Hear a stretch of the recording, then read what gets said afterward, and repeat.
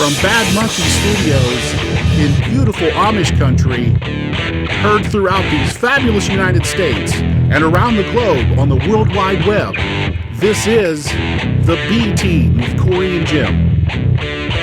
I have to tell you about the greatest television show on the planet. I'm ready. Okay? I'm ready. And you don't even have to listen to this show. Let me backstory it for you. Yeah, fire away. Okay, so I'm at the Purple Monstrosity working out. Okay, right. Yes, Globo Gym. Mm-hmm. And I'm on the treadmill. And usually when I'm on the treadmill, I'm listening to other podcasts and that sort of thing. Mm-hmm. So I'm listening to Jay Moore talk to Andy Kindler, and I'm looking up at the bank of TVs they have up there. You know, they have them overhead, and you can watch I don't know if I think there's 10 or 20 different TVs. Yeah, there's a lot of variety. A lot of variety up there. And you can plug in, directly into the treadmill and listen to them if you want to. Pick a channel, listen to them. Well, I didn't because I want to listen to my podcast. So I'm just listening and walking along at a nice leisurely 3.2. Is that miles? Well, is that miles per hour? I don't know. I think so. But 3.2. You were at what, a 7, 8? Yeah, that's your walking pace. When I explain things, sure, you don't like half. You under exaggerate. You're not one of the big fish guys. No, you under exaggerate everything. I'm not. So I look up at one of the screens, and it's the E television network, I believe. Entertainment. And there is a show called Botched. About, I'm assuming it's about plastic surgery? Yes. Yes. And dude, it's 10 o'clock in the morning, right? Yeah. And I'm walking on my treadmill. I haven't even had my hammy eggs yet, okay? And I'm walking on the treadmill and look up, and there's a lady on there sitting in front of a doctor, bust her shirt open, and two of the most glorious pink-nosed puppies on the planet just was it slow motion? All of a sudden you have like an 80s ballad playing. Phoebe Cates comes out of the water, man. In Fast Times. So, yeah, it was the most beautiful. And they kept showing them. They showed the doctor grabbing them, squeeze them, lifting them up. Is there a bigger racket, man, in the doctoring field than plastic surgery? Come on, man. You're going in there. You're like, no, I specialize in breast augmentation. Don't you dare level have that shut down. You're feeling up chicks for funsies. Let's be real. You're like, you want to get a boob job? Oh, well, come in. All right, I'm going to have to touch them. See what I'm working with here. Come on, there's one guy, okay, out of one guy in 1,000 that has to go into that field for that reason. No, there's more than that. Yeah, come on. I'm just well, most of them do it for money. Yeah, but you go through, get pre-med, med school. Mm-hmm. You're doing everything, doing your internships, do everything you need to do. Then you pick a specialty, which is feeling boobies. Right. You had to go through all that. You're talking nearly 20 years of school. Think of it. And you're like, yeah, I did it. Okay, right. No, yeah, but think of it like this, okay? It's like the Navy SEAL adage, You got to go through like 8 months of hell to become a Navy SEAL, right? But when you're a Navy SEAL, you're a Navy SEAL for life, and you're considered badass, right? Yeah. So as a doctor, you're like, all right, how am I going to get paid and still do something that's not depressing, right? Like treating kids with cancer. Oh, I've got it. I'm going to fill up some boobies. Boom. Not only am I going to be cashing checks. Mm-hmm. But I'm going to be squeezing tatties. But it was unbelievable. I'm looking around. Well, what was the botched part of that one? Do you know? No, I didn't care. I thought you were going to say, like, she opened up the shirt, and then she had one that was all deflated and, like, malformed. And then, I mean, they were huge. I mean, they were cartoonishly big. Super big? Okay, I got you. Yeah. Well, don't give me that look. Like that, like, Oh, no, it's a horrible thing she had to get taken care of, Jim. No. She had big. No. Well, okay. Yes. Were you reading into the captions at all? No. Oh, yeah. So you don't really know what was happening. You know, she was going in there for a breast reduction, or they were already fake and she was getting them bigger. We don't know. Are you telling me there's closed captioning on this stuff too? I would assume. Oh, there wasn't.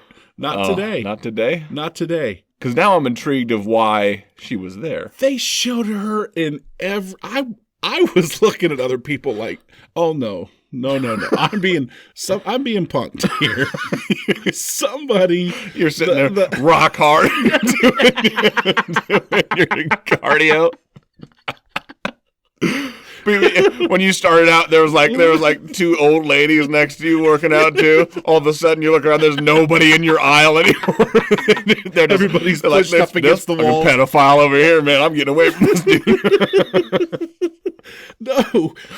No, that's what I was looking at, because they were apparently all watching everything else, because there's all the Trump coverage and all that stuff on all the other TVs, and they're all fixated on that. This is the very last TV screen, as far down as you can get, as far to the right. I mean, you had to turn your neck to look, so they weren't going to do all that. Oh, no. People go in there intentionally pick the machine that's in front of the TV they want to watch. Yeah. Dedication. No, I'm listening. Yeah, I don't care, because I'm just listening to the iPod, and there it is. Did you have one of those moments where you almost tripped because you were like focused on the TV too much, where you like almost stumbled? Yes, I did. Sure. Yeah. As a matter of fact, my phone, I had it setting up on the treadmill.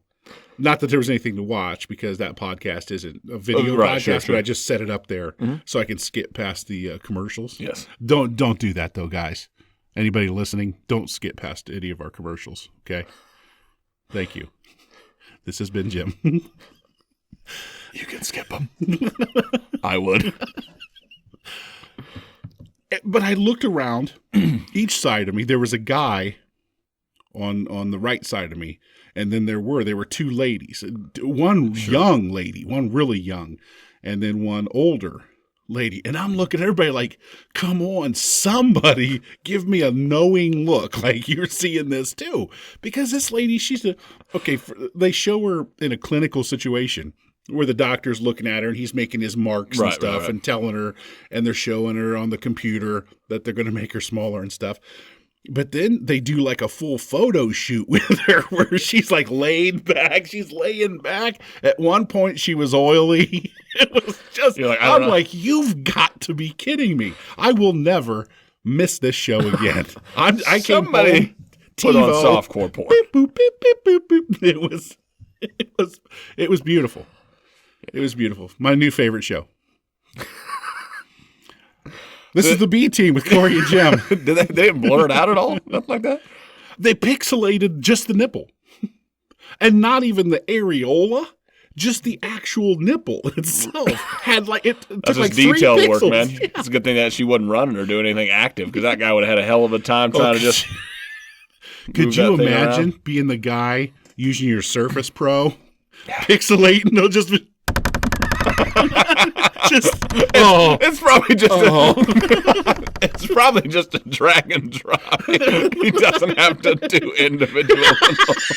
But there was only like 3 pixels on those monsters. How dare you? Oh, it was so. That's probably 3 individual little blobs he had to draw over. Let me think. Do you know what shot put looks like?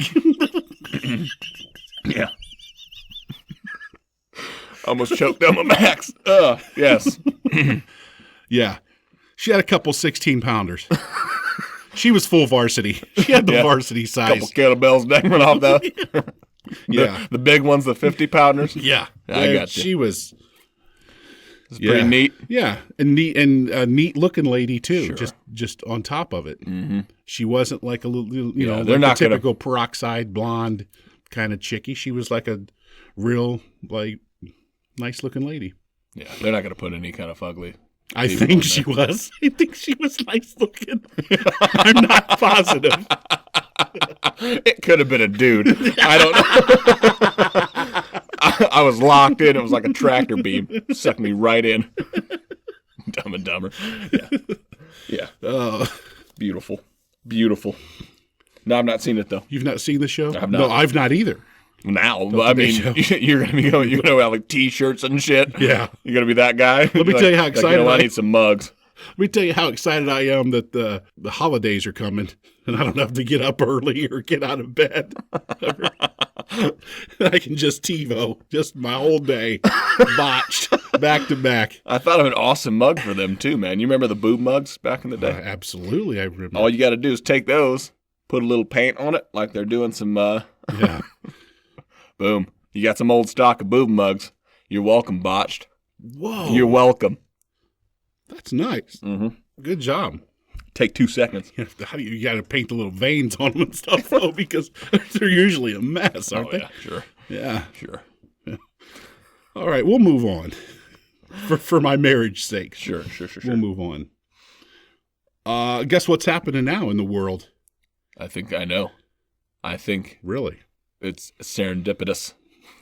Okay. Yeah, I don't know the meaning of that word. Anyway, it's the 40th anniversary, sir. Of I don't know if it's not the greatest sports movie ever, but it's up there. Yeah. I'm gonna say for me. I can't talk for anybody else. Rocky, folks. On November 21st, 1976. Audiences met Rocky Balboa, the southpaw boxer from South Philadelphia. 4 decades later, Sylvester Stallone's lovable character resonates with fans drawn to his underdog tale of determination, grit, and sleepy-eyed charm. Let me stop you real quick. Mm-hmm. I might not be the only person that notices this, but I think it's hilarious. Throughout the saga of the Rocky films, he's a professional boxer. That takes a lot of damage, okay? It seems like he gets less retarded over all the movies. Yeah. Like until the newest one, he's dropping like knowledge bombs on his kid. It's like, come on. He's already almost like in a wheelchair in the first Rocky. I mean, not physically, but like his intelligence level. Yeah. And then he just takes a barrage of beatings throughout another 4 films. Yeah. And then all of a sudden he's like smart. Yeah, it's a beautiful mind all of a sudden. Like somebody punched him smart, man. Yeah. He's like, man, you're one of the lucky ones, Rock. Yeah. You've done it. I don't get it. It's funny, though. The reach of Rocky is international, and the film serves as a slice of Americana. It is shorthand for Philadelphia as much as the Liberty Bell or Benjamin Franklin. Have you been? I've not. I want to go to Philly, but yeah, I've not been to Philly. There's like every show on the planet has used that, his statue. Sure. Yeah, I mean, it's pretty iconic, man. Yeah. I mean, Rocky was a big deal. It was. Still is. It was. That's a great movie. If you don't get pumped up when he starts doing one-arm push-ups, when the victory beat comes on, man, then you need to get the hell out of America. Yeah. Because how dare you? We'll buy your ticket. He's chasing chickens, man. Catching chickens, sprinting. The funniest part about that movie to me, too, is when he's doing his little, they're doing his montage of working out. Mm-hmm. And the scene where the kids are like following him when he's running, and then all of a sudden he starts sprinting. Yeah. Well, those movies are funny because Stallone is not fast. Right. It's obvious. The Carl Weathers, we've talked about it before in Rocky 3, one of my favorite scenes. But the funny part about that one is when he starts pulling away from the kids because as a grown adult you're gonna outrun teenagers. That's not difficult to do, but the camera starts pulling ahead of him. Mm-hmm. But you can tell they weren't expecting to because they're thinking he's gonna start really cranking it in, but he's giving it everything, man. And those dudes are like, I can't go any slower, running backwards. Yeah. It's funny to me. It was 1976, so they have like an 85-pound camera strapped to their head, and they're running backwards. And they're like, we're pulling ahead, guys. Let's just cut this thing short. We get it. Everybody knows what he's doing, So, yeah. Anytime we're speaking to overseas visitors, the conversation always turns at some point to Rocky, said Julie Coker-Graham, president of the Philadelphia Convention and Visitors Bureau. They ask, have you met Rocky? A lot of them think it's an actual real-life person. Yeah. Yeah, that's sad. Yeah. It's based off a real person, but Well, it's not a real person. A lot of people think Hitler was real. Hey, this is not a time for conspiracies, sir. Written by Stallone in 3 days, fans fell hard for the Ballad of Rocky Balboa. For the uninitiated, spoiler alert, the small-time boxer from the heavily Italian neighborhood of South Philly stumbles into a bout with the heavyweight champion of the world, Apollo Creed, fighting in the city to celebrate America's bicentennial. To get him into fighting shape, Rocky, played by Stallone, is trained by the peppery Mickey Goldmill, who's Burgess Meredith in real life, whose many one-liners make him a frequent scene stealer. Rocky also finds love in the film with sheepish neighborhood pet store clerk Adrian, played by Talia Shire. Though he ultimately loses the fight, Rocky proves himself and wins Adrian's heart, making him the winner of much more than a title. Okay. Yeah, I think, too, most people don't know this, but the actual fighter that Rocky Balboa is based on is a guy named Chuck Wepner. He fought Muhammad Ali and gave him a really good fight. Most people thought Muhammad Ali was going to beat his ass, and pretty easily. Yeah. But it turned out, I think it went the distance, and it was a really tough fight. People were surprised about how well he did, right. And then I think that spurred the movie. So, just a little fun fact for you. That's a nice nugget. You like that? Nice nugget to have. Talia Shire. They did that typical thing with her like they did in the 70s and 80s movies especially, where you could tell you're like, oh, she's just an ugly little, librarian-looking little thing. She took off her glasses? What? She's beautiful. Oh, my God. They did that in all those movies where it's like, no, I can see this girl is blazing hot. Sure. Take off those glasses. Somebody slap her. And the sweater. It's always in the Rocky, she was the winner. Yeah. So it was really easy to kind of frump her up a bit. Yeah. You throw that pea coat on with a giant scarf to cover up everything. And then all of a sudden you're like, take off the glasses. Boom. There it is. It's classic, though. And her brother. Oh, my God. That's the best. Hilarious, man. Hilarious. The film itself was a long shot, made on a budget of only $1 million and shot in 28 days with a largely unknown cast, including Stallone himself. And it was shot in working-class Philadelphia, a city that, despite its roots as the crucible of freedom, had long had a chip on its shoulder and second tier as compared to more cultured East Coast cities. That'd be like your New York and your Bostons. Sure. It's worth noting that the film had its premiere in New York. That probably didn't make some Philadelphiaites very happy. Yeah. Now, I had heard Sylvester Stallone do an interview where he said how badly they were mistreated by the crew because the crew thought this was going nowhere. Sure. They thought the whole thing was, the cameramen and the sound guys and all those people, the 13 people that are standing behind the camera and setting stuff up and, doing all that behind the scenes. They didn't even talk to him. They just, they were just crap. Like, this is going somewhere. Next thing you know, nominated for Best Picture. Yeah. What the movie lacked in beauty, it made up for in heart, something that resonated with audiences worldwide. The film was the highest grossing of the year, earning $117 million at the North American box office and another $107 million overseas.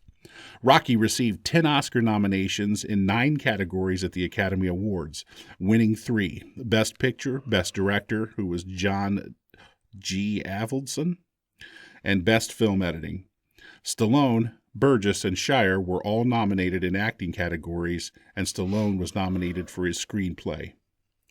Rocky is preserved in the Library of Congress's National Film Registry as being culturally, historically, or aesthetically significant. Wow. It was also ranked one of the greatest sports films ever made and is the second best film about boxing behind Raging Bull, according to the American Film Institute. I'd agree with that. Having seen both films. Yeah. So many quotable scenes. Oh, yeah. Such a good story. I mean, when you walked out, I remember seeing it at the theater. Yeah, dude. You probably didn't see it. No, not you at the theater. Have seen it at the theater. No. But, you walked out of that theater and you're like, I wish somebody would. I wish a motherfucker would right now. Makes you want to run through a wall, man. You're like, all right. Yeah, if I watch Rocky, I'm like, all right, I got to go work out. I got to do something. Otherwise, I just feel like a bum, It really, the pacing of it and everything is just, it reaches that crescendo at just the right point where you're like, this is the greatest thing in the world. Oh, yeah.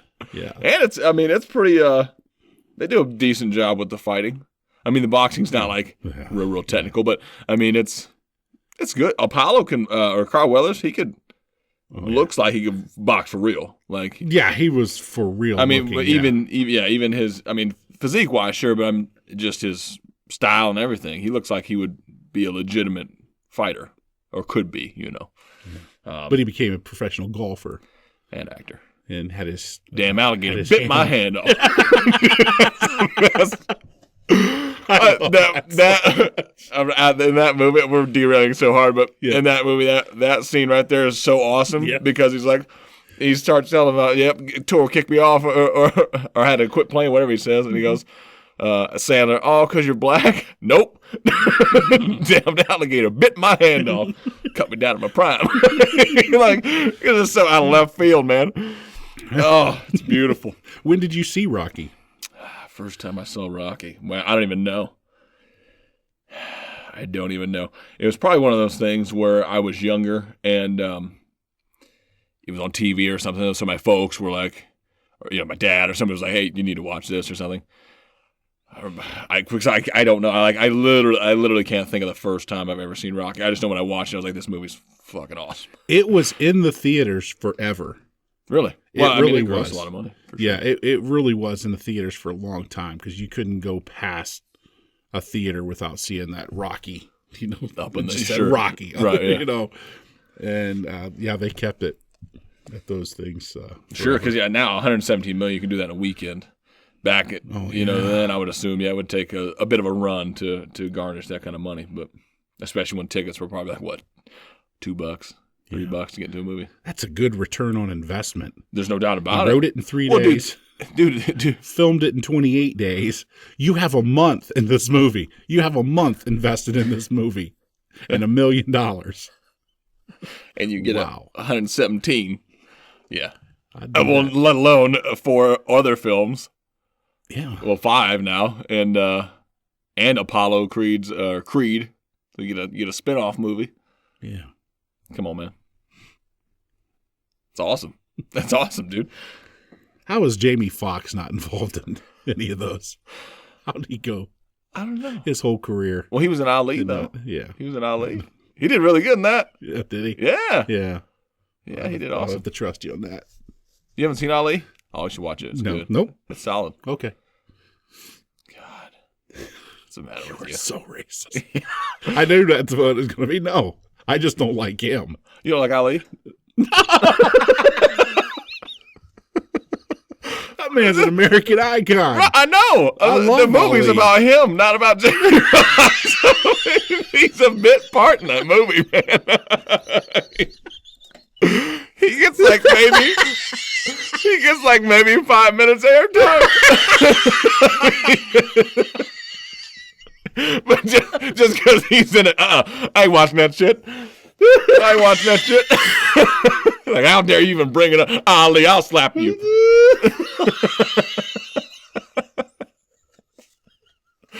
Well, you've seen Horrible Bosses, haven't you?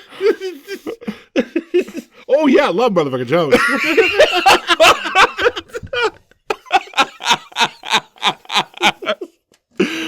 That makes no sense at all.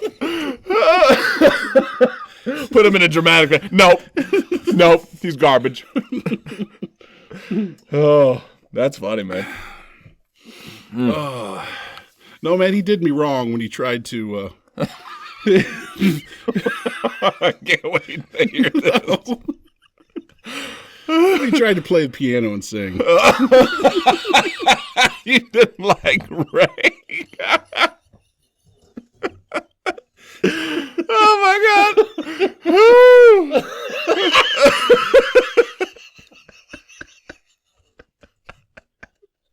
Bro, Ray is so good, man. It's a solid movie. Oh, man. Woo. There's only one Ray. Well, sure. God bless him. That motherfucker could sell some Pepsi, though, couldn't he? Pepsi Max. I think Ray was dead before this came out, but I'm sure he would have sold it. You got the right one, baby. You didn't know I had that in there, did you? Yeah.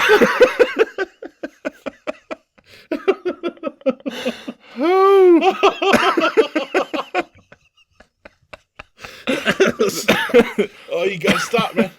You gotta stop. I'm super old. Ooh. That was like 2 or 3 awesome minutes of podcast right there. Just two dudes laughing. Two dudes giggling like yelling girls. stuff and laughing. Oh, my goodness.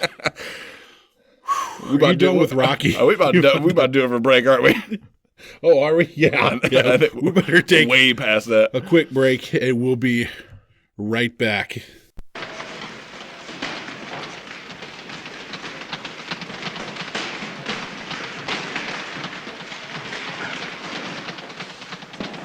Hey, you got something for me? Yeah, there was some guy here from Miles Juergens looking for you. They need sparring partners for Apollo Creed. Put me on. There's a car. When was they here? About an hour ago.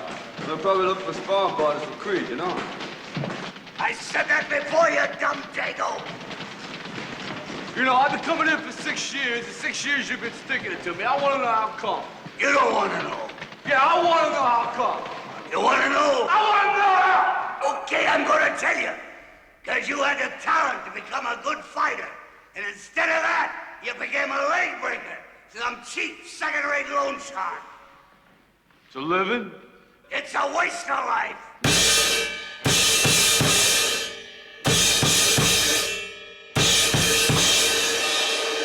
This segment is brought to you by Stuffed with Love Taxidermy. No pet too small. Give us a call. Ask about our goldfish and turtle discount. That's Stuffed with Love Taxidermy. Check out our website, fluffyforever.com. Hi! Shane here, Shane Smith. Listen to the B Team with Cory and Jim. Hi, this is author Emma Woods. When I have an hour to burn, I listen to the B Team with Cory and Jim. And we're back. Woo. Jamie Foxx in the studio. No. I mean, you'd be thrilled. Yeah, I would. I actually would. Yeah, you'd be fucking pumped. All of a sudden, we're just a huge spike in numbers, and we go right back down the next week. Hey, Jamie Foxx on the show. Huh. Oh, man.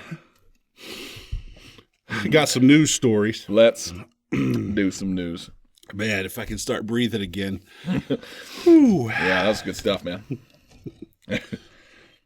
Stockholm, Sweden. Syndrome. This is where the syndrome was born.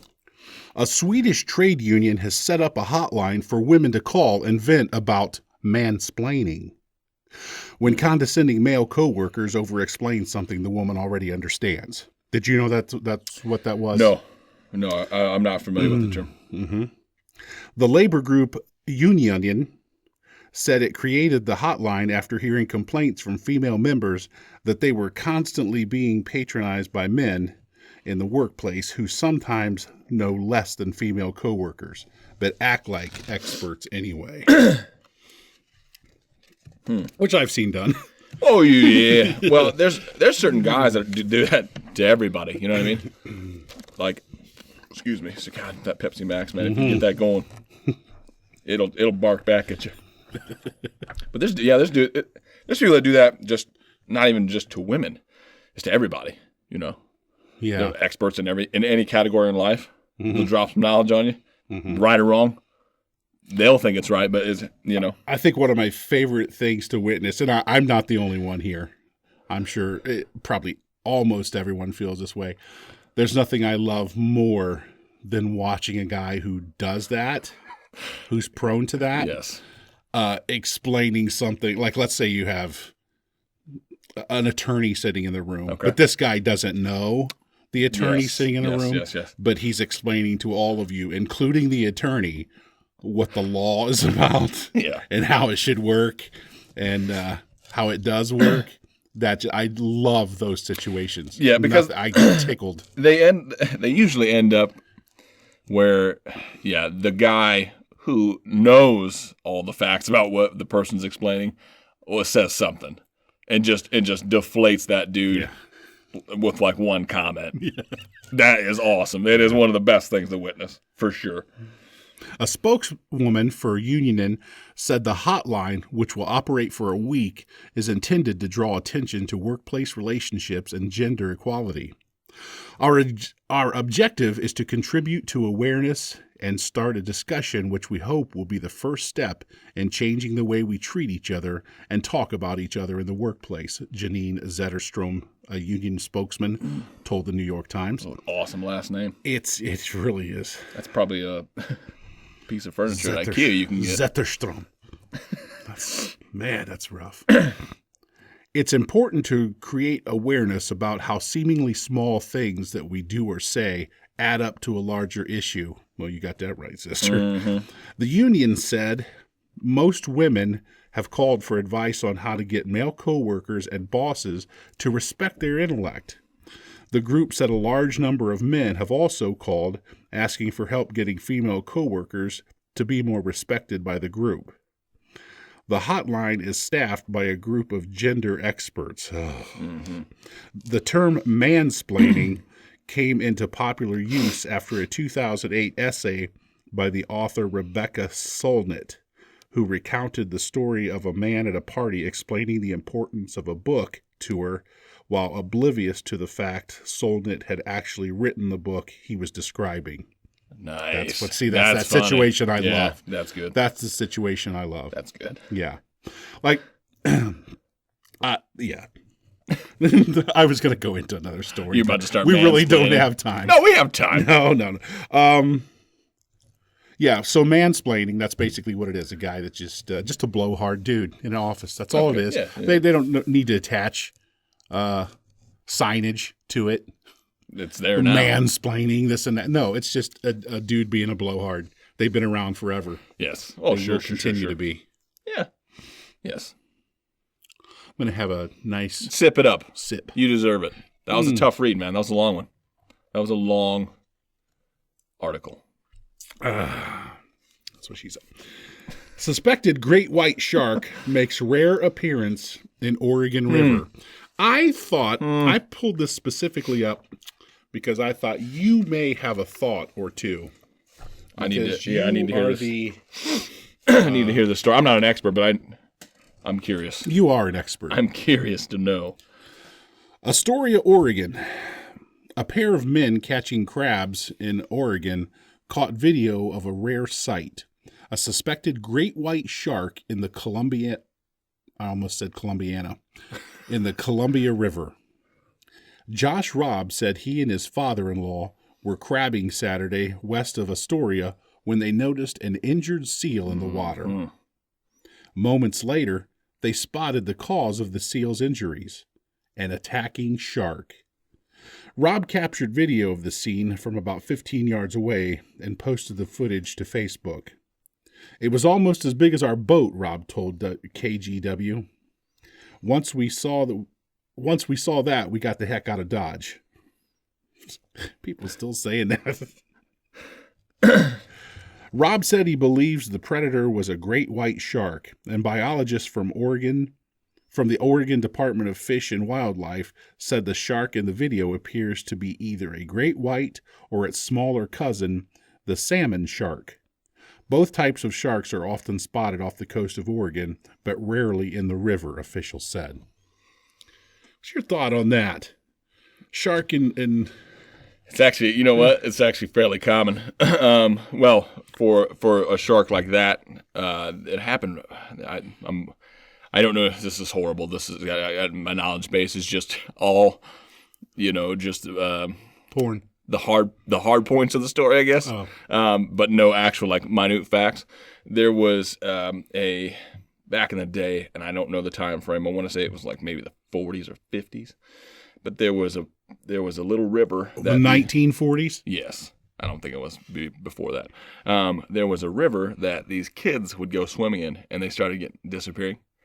And they found out that there was a great white shark that had migrated or got lost, got trapped in this little river area, or was coming in there. Was it an inlet? I don't know. I don't know.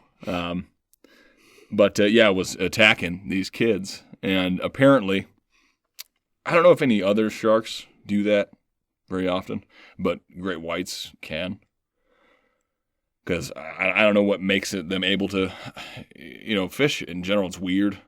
But like the sharks are different, I think, just because they're bigger, so it's easier to regulate their temperature. I don't think it's as much of a struggle for them to, go from a giant body of water like an ocean and find their way into a river. Especially if they're chasing a seal, which is like great white shark's favorite food, man. It's just full of fat. So what's an islet? ISLET. I don't know. You're asking me the questions I don't know. All right. Stick to sharks, man. You sound like you have knowledge. No. So did they eat the kids? I believe so. Okay. Well, because you said you made it sound like it was just like kind of harassing the kids. Like no. It was poking them with a stick. No, the shark was killing the children. And then I think it's like one of those things like how a serial killer gets found out. Mm-hmm. Like one got away, Yeah. And then, hey, everybody, just so you know, there's a shark in the river. And then that spawned a bunch of crazy dudes going down there with dynamite and whatever. Probably not. Because a great white, I mean, he's pretty much that's your top of food chain kind of guy. For the sharks, there, for sure. Right there, because that's just a. Well, actually, you know what? They're not. But yeah, they're close. For the shark world, yes, but they're not. There's something worse than that, which most people don't think about. Because that's basically like a minivan with razor blades in its mouth. Bigger. You know what I'm saying? Bigger. Yeah. On average, a small great white shark is 10 feet long. That's a small one. I think they average anywhere from like 15 to 20 feet. That's like a normal length for a great white. And then they found a few that have been beyond 20 feet. So I think the biggest one they've ever found is 25, which is huge. I mean, if you think about the length of that, that's 2.5 basketball goals in one line, man. And that's an animal, yes, with rows and rows of razor sharp teeth that could destroy you in a second. I mean, it's just incredible. When I saw that documentary, the one that the BBC did, was it Planet Earth, and those effing great white sharks, were leaping out of the water. I was like, oh well, we're fucked. Yeah. Before you thought, okay, they're under the water. Like sure they'll bob up and bite at meat. But nobody, I think, realized, unless I guess marine biologists, that those things can leap out of the water. You couldn't pay me to go fishing unless it was like on the Titanic where they couldn't jump over the side. No, you couldn't say, "Hey man, I'll give you $1,000. Go fish out there." Mm-hmm. Nope, I'm good. How is an inlet different than a canal? Okay. Yeah, no, it's possible. Really? It's possible for sure. Yep. And then it was what? What did I read? It was raping a seal? It was I'm sure. It was having its way with something. I'm sure it was, buddy. Whatever it wanted to do. Mm-hmm. Well, I've got a story. I don't mean to rush. If you got more you want to talk about. I was just going to say I know that's kind of your thing. Killer whales, man. Killer whales are worse. Killer whales? Killer whales. Worse. What do they do? Kill everything. That's why killer's in the name. They hunt sharks, bro. I don't think most people know that. I don't think I knew that. Tag team hunt sharks. Not only they'll kill dolphins, they kill seals. They're gnarly, man. Yikes. Yeah. But that's not the biggest whale. No. Whales in general are usually, well, the killer whale is an orca. This is different than a whale. I don't know how necessarily. I think you just won some prize or something. I did. Somebody's like, you know what? You're right. Orca was the word of the day. But yeah, they're super, super dangerous. That's why SeaWorld, you ever seen the movie Blackfish? I have. Yes, I have. Yes, I have. That's why, man, you got to be careful around those things. You sure do. They'll fucking eat a person. They don't have a problem with that. Yeah, a person that's like been loving them and riding on them and all this stuff for years and years. All of a sudden, he's like, nah. It's like Michael Myers in Halloween, man, the new one. He's just sitting in there, just all not saying a word. And then he's like, you know what? Today's the day. Mm-hmm. I've decided I'm going to start murdering everybody. Again. Yeah. Now, this story, we'll be honest with the listeners. Cory gets a copy of the outline Yeah. Just as I do every week of the show. And this week, I asked Cory to specifically not read this story. Because I might glance over the general facts of it, but I have not. I've only read the. Well, just let me get through the first title, couple lines, okay? All right. I'm not even gonna look. I'm not gonna turn the page. Yes. I'm not gonna turn the page. I'm not excited. No, I'm excited for you. Prostitute arrested after meeting up with undercover police officer and offering him sex in return for nachos. Okay. But that's not the best part. How's that not the best part? Crystal Hot Loss. Nachos. Crystal Hot Loss describes herself as a BBW goddess who is thicker than a Snickers.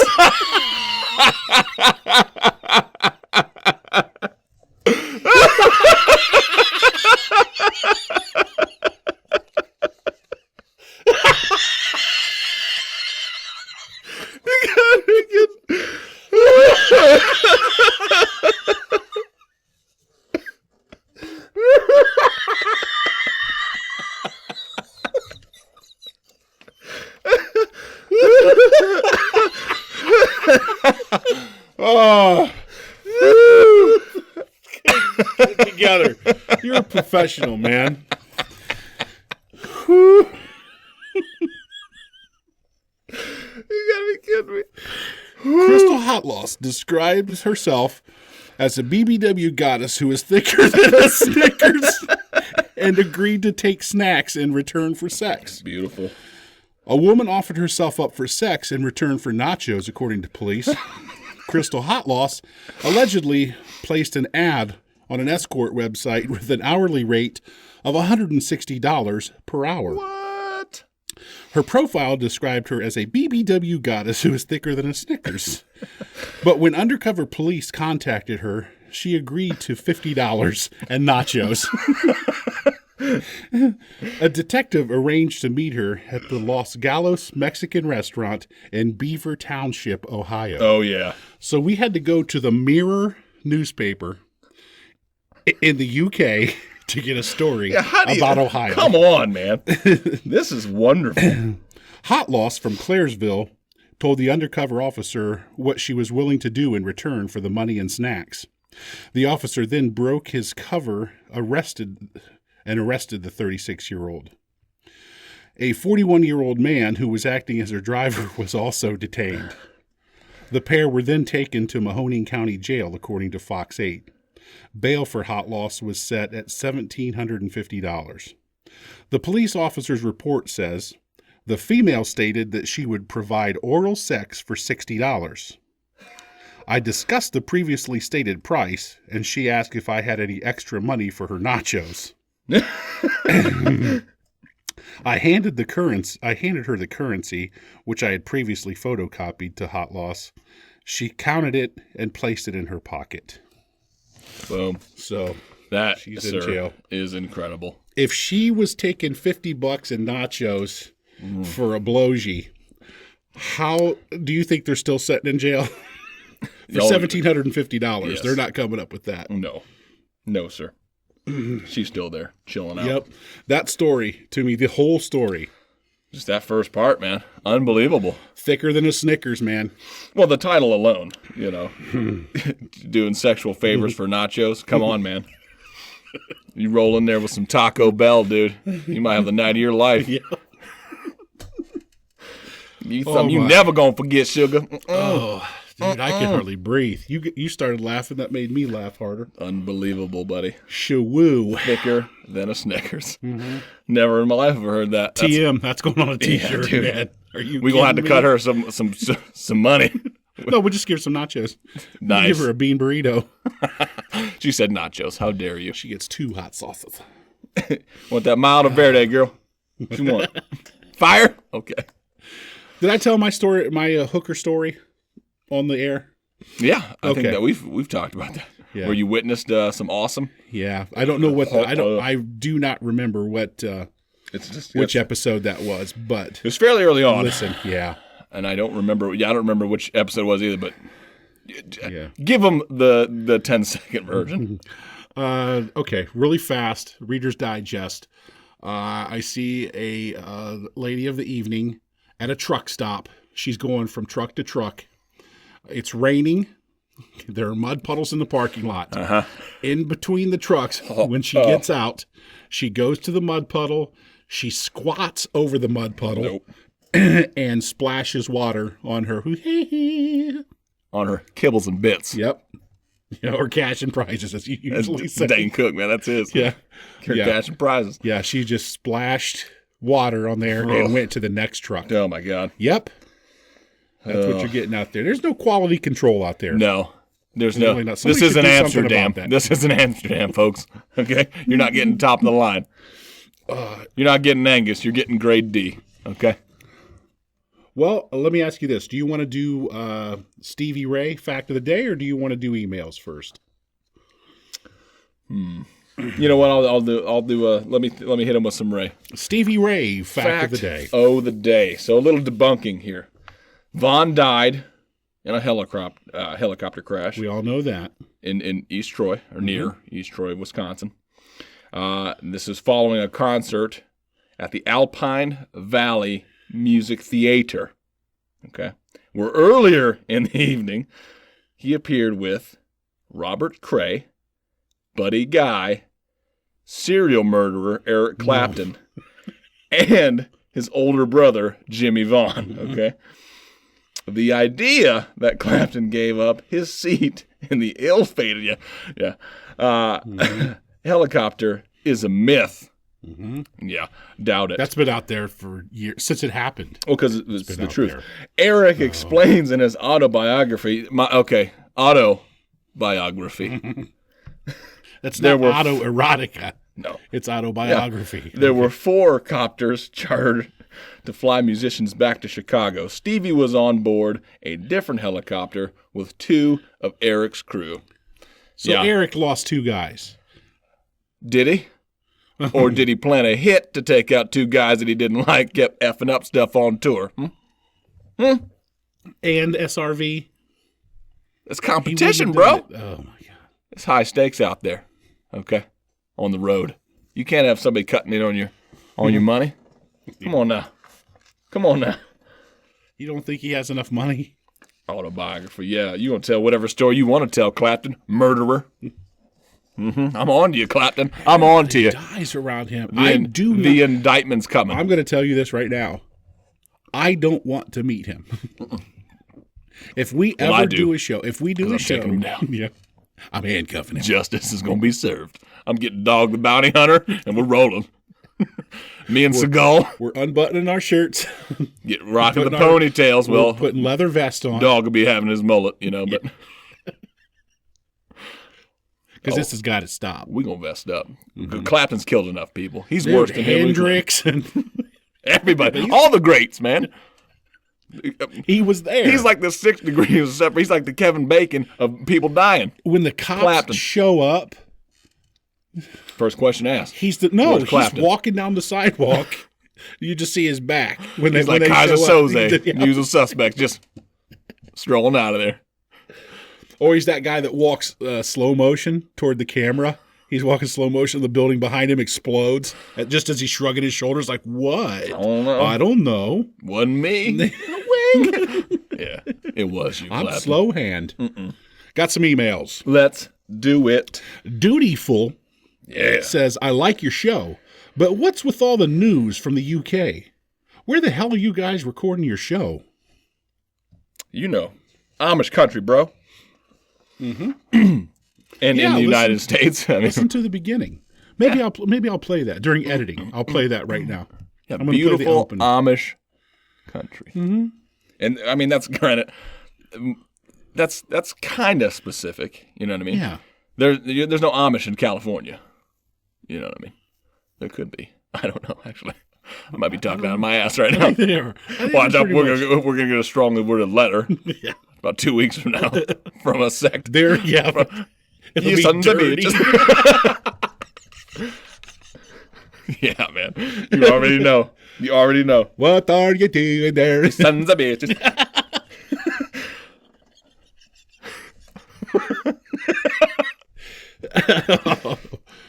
Oh, we'll tell you sometime why that makes us laugh so hard. Apatow says, I too am a fan of planes, trains, and automobiles. You guys should do a show all about movies. I could be on it because we have the same taste. You guys rock. I like You'll never be on the show. Well, you don't know that. That could be Judd Apatow. No, it's Apatow. I know, but I like it's clever wordplay. But he could be doing that to disguise. Let me tell you something. Apatow calls me to be just a dude in the background of one of his movies. I'm showing up. Just saying. I'm gonna be there. I'll be in that grassy knoll. He needs me there. But I'll be ruining every shot. Every shot I'm in the background, you're looking right at the camera, winking, waving and shit. Yeah, every scene, your sleeves get rolled up, just one roll more. Just flexing all the time in the background. Everything I got. Looking for stuff to pick up. Like, dude, you put the chair down. You're fully flexed so hard that you're shaking. The guy with the boom mic, you just hear. Because you're so flexed out, man.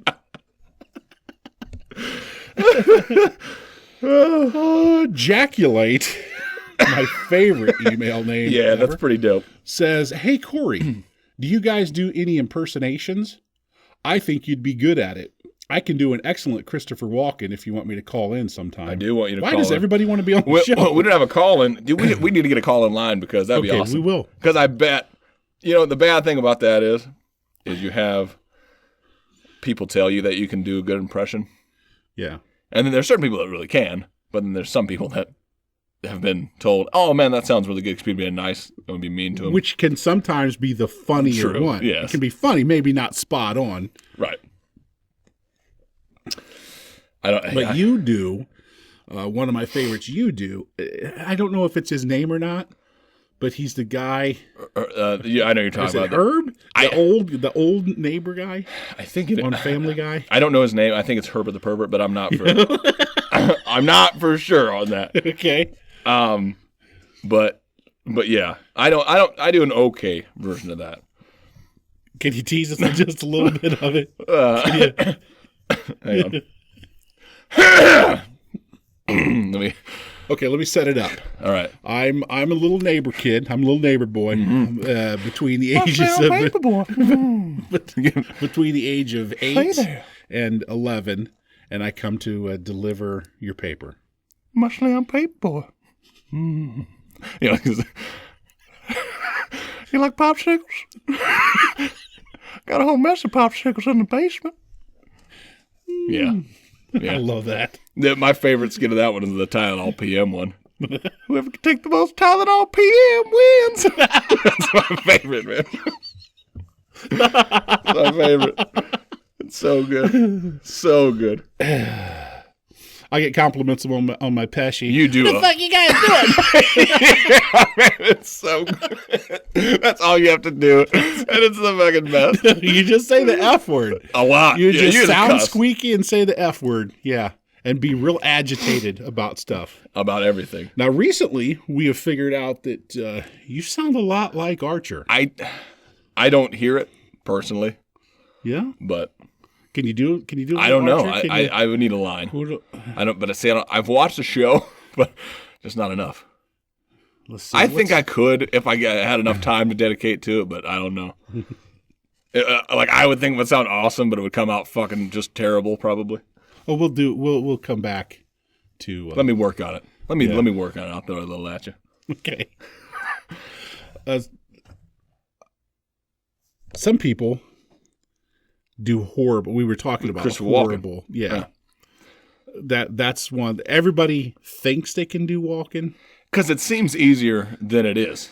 Yeah. You think if you slow down your cadence and you hit him with his accent, what is that? That's New York. Or Long Island-ish. You think it's easier than it really, really is. It's not that simple. No. Plus, just to come up with a line with the off the wall, because he's like off the wall, because he puts emphasis on on a word that it usually wouldn't go on. Right. You know? Right. It's amazing. He's awesome. Let me tell you, there's not an impression about Walken, but if you've ever seen the movie Wedding Crashers, I'm going to tell you a pause-worthy scene that's going to make you piss your pants, okay? When they're playing football, he chest bumps a dude, okay? Or something like that, like they're playing their football game, and he turns around and he yells, he's in like almost like a horse stance for karate, and he makes this like mean face, and he's yelling because he's so pumped up. You pause it right there and look at Christopher Walken's face. I dare you not to laugh. I dare you not to laugh. It's impossible. He looks like he would murder a village of babies in that scene. It is the funniest thing ever to me. Babies. That's right, Todd. Tell that mean ocean. Dude, he's so good. Christopher Walken, man. I'd put him in any movie that I made. Yeah. Any movie. Dude's awesome. Do you know that he dances in every movie? I didn't know that. He dances really? In every movie. Is that his thing? Even if it's just some type of little shuffle step or a little snap of the fingers kind of thing, he does. Yeah, and he claims to be able to do what's called a perfect pullback. It's where a dancer, he'll stand and like pull both feet back at the same time, slide both feet backwards. Yeah. Like a lot of tap dancers can do it. I've never seen him do it. And he claims he can do and he showed it one time, and it is pretty doggone good for a guy that's in his. I'm just thinking right now 70s. That you said that as the scene in Joe Dirt where he's dancing with the mop. Always, he dances in everything. And then he does his threatening line to the fire extinguisher thing. Talked to the guy all wrong. It's the wrong tone. Do it again. I'll stab you in the face with a soldering iron. Like, it's so good, man. Dude's so clutch. I want to meet him someday. I hope I do. That'd be awesome. Whew. Yeah. But that's it. That's all I got. I'm working on some Sean Connery. Maybe someday I'll drop that. It's not good. It's not good. Yeah. I'm trying, but it's not good. What's that one? Somebody sent me something. Oh, my goodness. I wish I could think of it now. Oh, my memory is horrible. It was Sean Connery saying... nope. It's gone. It's all right. I don't have it. It's okay, man. Sorry, Vinny. Yeah. Daffodils. Say, pussy. Yeah. Yeah. He's awesome. The best. His accent's the best. So, yeah, that's about it, right? That's it. That's all I got. You got something else? I don't know. No. We're getting close. We're trying to pinpoint our meeting for our launch date. Oh, yeah. It turned out to be a little bit trickier than we thought it would be. But that's on my end, too, because I just have 1,000 things happening. So that's coming. Yeah. Eventually. We're hoping, maybe first of the year? That might be a little bold. With the new site and everything. No, somewhere in January. It'll be January. Definitely. Sure. Yeah, we'll have the new site. We should have everything much easier. Marketing should be in place. Much easier to see. Oh, easier to find us. Right, and easier to get us. Friendlier website. People that know technology will be working on it, so it shouldn't be that means as bad as it was. Yeah. No, so I thought of the word. If I can do a callback, I thought of it where he's talking about his favorite fruit is citrus. It is citrus. Beautiful. That's all I got. Beautiful. All I ask you to do is love somebody.